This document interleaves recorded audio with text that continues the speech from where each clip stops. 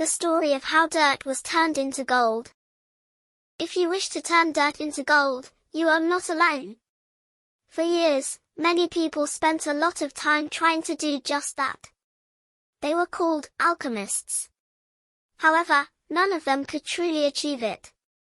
But is it really possible to turn dirt into gold? Listen to this story and find out. Long ago in a simple village, a young man lived with his wife, who loved him dearly. However, she had one fear that kept her awake at night. Her husband spent all his time trying to turn dirt into gold instead of working to provide for the household. The wife addressed her husband, saying, "My husband, you spend the entire day trying to turn dirt into gold. You do nothing else. I fear soon all our money will be gone." The husband replied, "I do this for us. One day, we will become rich, and you will thank me." Mockingly, his wife thought to herself, "Only if we live long enough for that." Realizing she needed help, the wife went to her father's house and said, "From morning to evening, my husband tries to turn dirt into gold.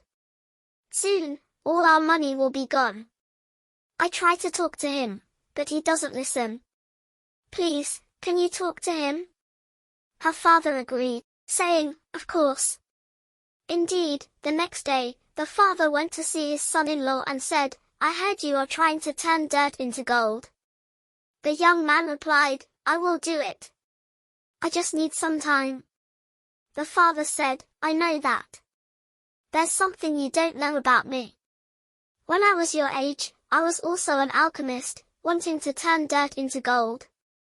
Not only that, after many years, I discovered the secret." The husband exclaimed in surprise, "Do you really know how to turn dirt into gold?" The old man said, "Yes, but by that time, I had aged, and it was very difficult for me to do. I didn't know anyone younger I could trust."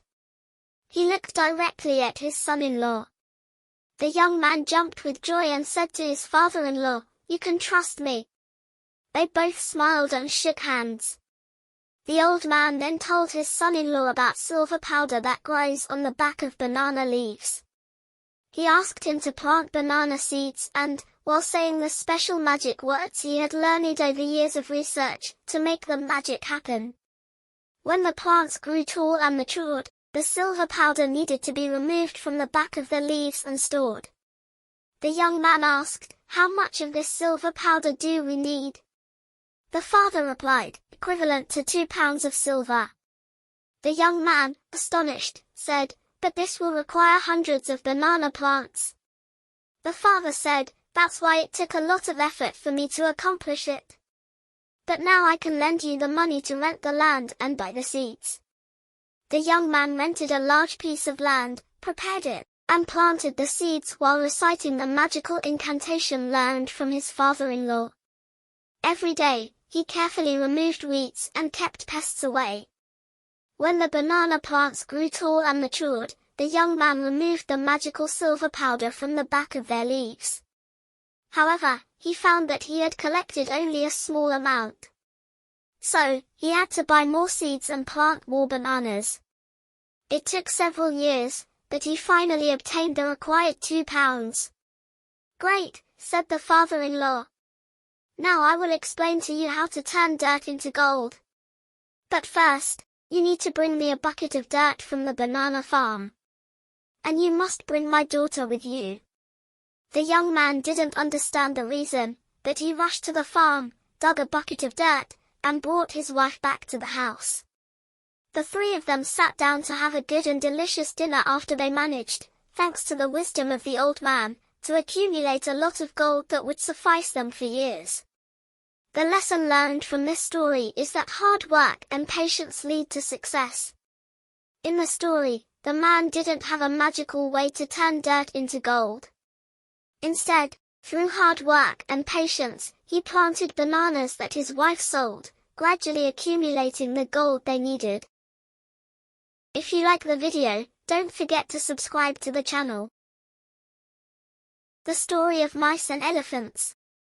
Long ago, there was an abandoned old village, filled with empty houses, streets, and ancient deserted shops, making it a perfect place for mice to live. The mice lived happily in this area for hundreds of years, even before people came to build the village and then left. But after the people left, the mice thrived, making tunnels through the abandoned old houses and buildings, moving freely without any danger. One day, a herd of elephants, numbering in the thousands, swept through the village on their way to a large lake west of the village. All the elephants could think about as they walked through the village was how wonderful it would be to jump into that clear lake and swim in it.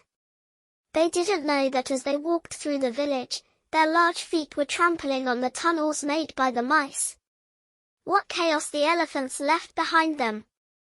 The mice held a quick meeting, during which one of the mice said, "If the herd returns this way again, our community is doomed," and continued, "We won't have another chance to survive." There was only one thing to do. A group of brave mice tracked the elephants' footprints along the road to the lake. There, they found the king of the elephants.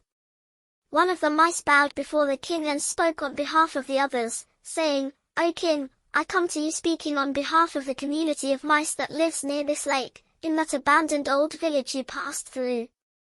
The elephant king said, "Of course, I remember that village, but we didn't know there was a community of mice there."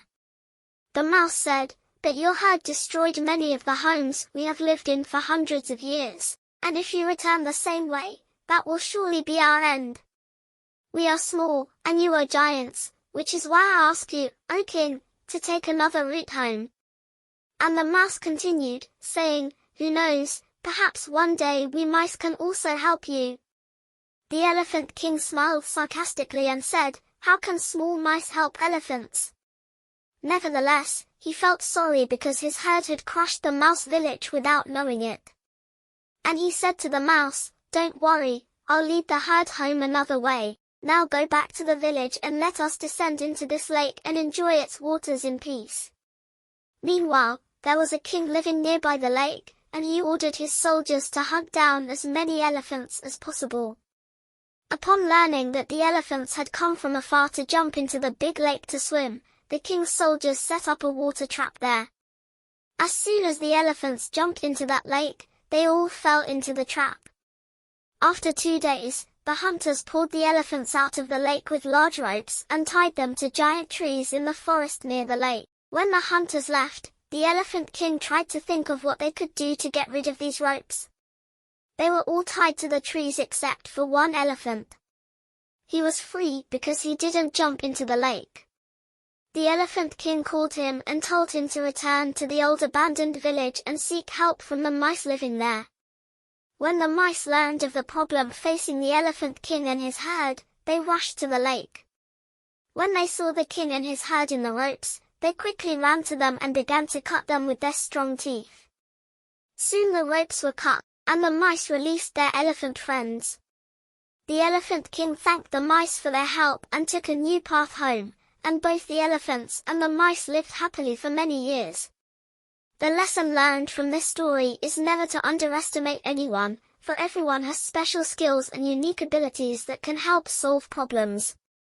By belittling others, we close many doors of new ideas and innovative solutions.